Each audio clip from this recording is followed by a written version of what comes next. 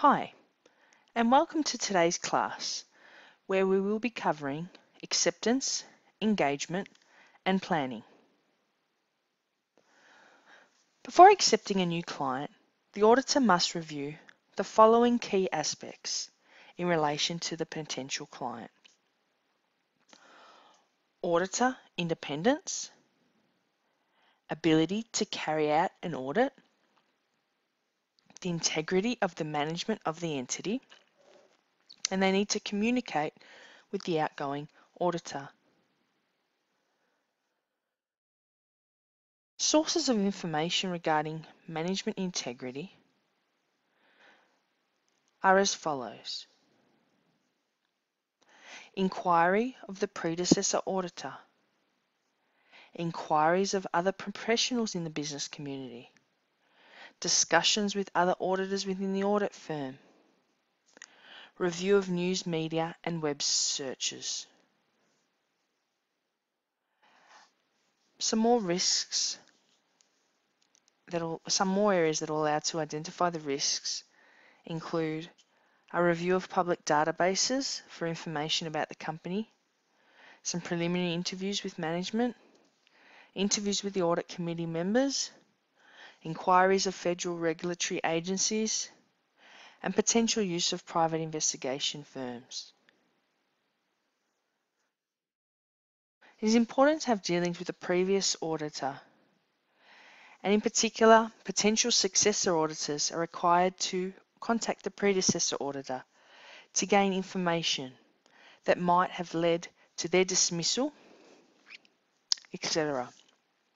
The successor auditor must obtain the client's permission first to talk with the predecessor auditor due to confidentiality issues. The inquiries that they will have with the predecessor auditor are as follows: whether there have been any disagreements with management as to accounting principles, auditing procedures, or other significant matters. And they should also ask the reason for changing auditors and whether there were any disputes regarding accounting principles. An important document in the process is an engagement letter. This clarifies the responsibilities and expectations of the auditor and the client, and serves as a contract. It covers the following items: nature of the services to be provided, timing of those services, expected fees and basis on which they will be billed, their responsibility of the auditor, including the search for fraud, the responsibility of the client, including the preparation of information for the audit, and whether there is a need for any other service to be performed by the firm. So we now look at the planning overview. And we touched on a previous recording in regards to the accounting standards.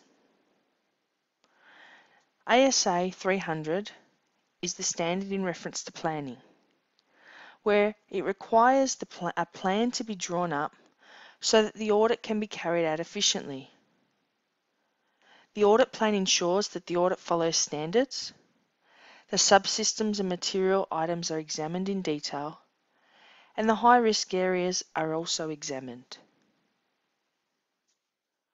There is further information in your textbook on page 82 to 83 in regards to the audit plan. The auditor needs to draw up a plan that outlines the scope and performance aspects of the auditor, and it must include knowledge of the business, the evaluation of the internal control structure, risk and materiality, nature, timing and extent of procedures, coordination, direction, supervision and review, and any other further issues. It is important the auditor gains an understanding of the client and can do this via inquiry with other auditors, tours, observations, or in reference to client documents. Again, there is further information in your text on page 84 to 85. The auditor will need to look at the management and ownership aspects, the client's business and understanding and understanding and obtaining an understanding of this, including the products, the markets that they operate within, the suppliers that they deal with, their expenses and their overall operations. They need to look at how their financial performance is tracking, and also the reporting environment in which they operate. So what is a high-risk audit client? A high-risk audit client is one in which the auditor believes the association with the client will have a higher than average potential of material loss to the audit firm.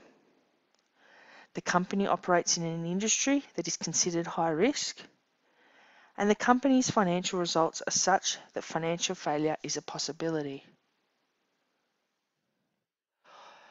Some of the characteristics of these high-risk clients and companies include inadequate capital, lack of long-run strategic and operational plans, low cost of entry into the market, dependence on a limited product range, or technology that may quickly become obsolete, the instability of future cash flows, a history of questionable accounting practices, and previous inquiries by ASIC or APRA or any other regulatory organisation. There are 4 important questions that need to be answered in planning an audit. What kind of evidence is needed? How much evidence is needed? When should the audit procedures be performed? And what audit procedures should be performed?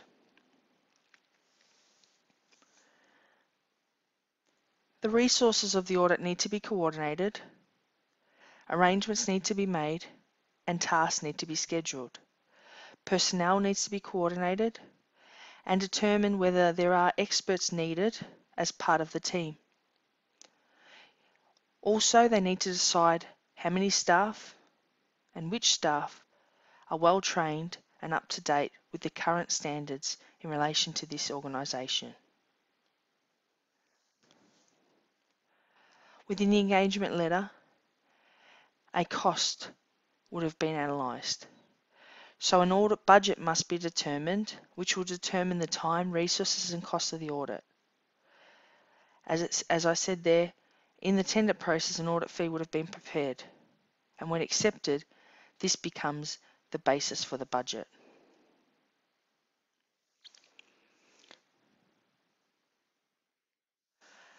A time frame also is needed to be scheduled. When will planning start? When will the compliance tests or substantive tests be carried out? When will there be final tests of balances? When will the audit report need to be drafted by or directors sign off by? And likewise, when will the audit report be signed? So these are the questions which we will undertake in class. Thank you for your time.